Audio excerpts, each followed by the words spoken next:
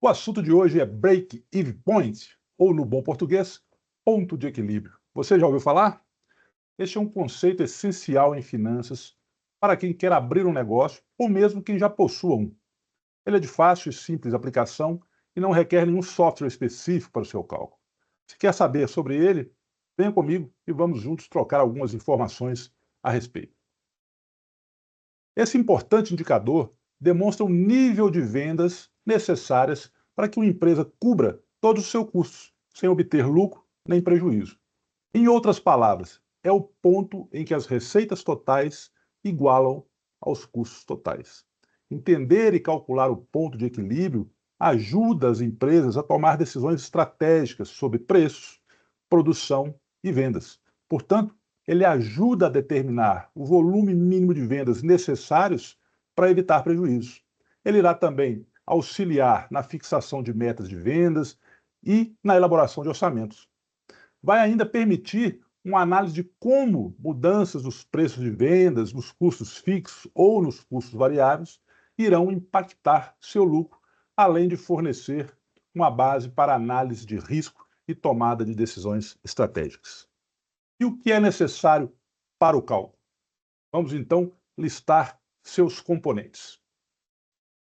Primeiro deles, custos fixos. São custos que não variam com o nível de produção ou vendas, como aluguel, salário de empregado, despesas administrativas, entre outros.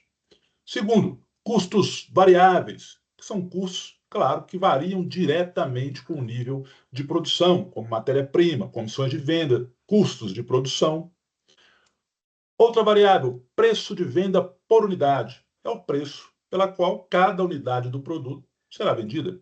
E, por fim, o custo variável por unidade, que é o custo variável associado à produção de cada unidade do produto. Vamos, então, agora demonstrar isso na prática.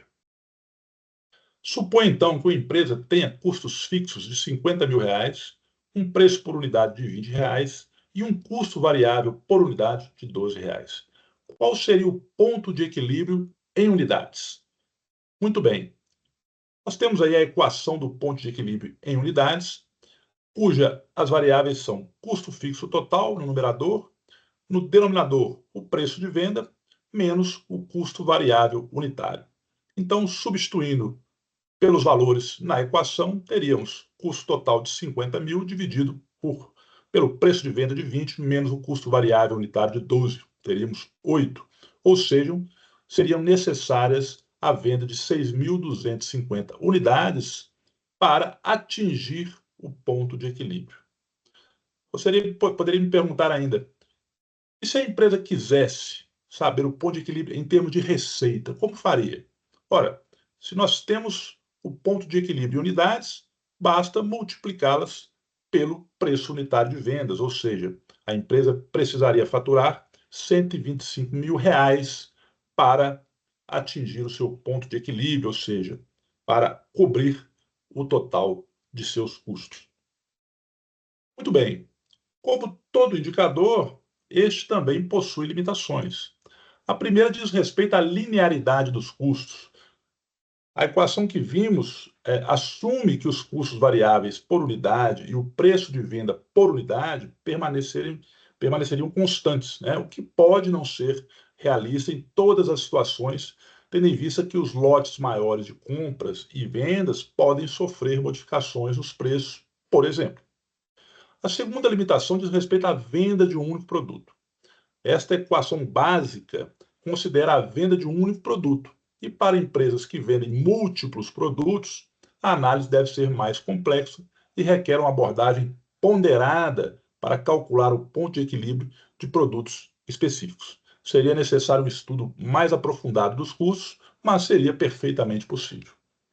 Com tudo isso, podemos afirmar que o ponto de equilíbrio é uma ferramenta vital para a gestão financeira e estratégica das empresas. Ele fornece insights sobre o desempenho operacional e ajuda na tomada de decisões sobre a produção, preço e controle de custos. Compreender e utilizar o ponto de equilíbrio pode contribuir significativamente para a sustentabilidade e crescimento de uma empresa, né, neste mercado tão competitivo. E quero reforçar ainda que este não é um indicador para ser utilizado apenas em grandes empresas. O pequeno empreendedor, antes mesmo de iniciar o negócio, pode simular o seu ponto de equilíbrio, a fim de verificar qual o faturamento necessário para que, ao final do mês, possa arcar com seus custos e, assim, obter algum lucro para remunerar seu investimento. Já vi pequenos negócios fecharem em poucos meses porque nunca se preocuparam em fazer essa conta. Portanto, não tinha a menor noção de quais seriam as metas a serem atingidas. Complementando essa análise, poderíamos fazer ainda a chamada análise de sensibilidade, ou seja, simular mudanças nas variáveis de custos e de preço de vendas, a fim de verificar como essas mudanças impactariam no ponto de equilíbrio. Mas isso será assunto para um próximo vídeo. Se gostou, deixe seu like e nos ajude a divulgar o canal. Muito obrigado.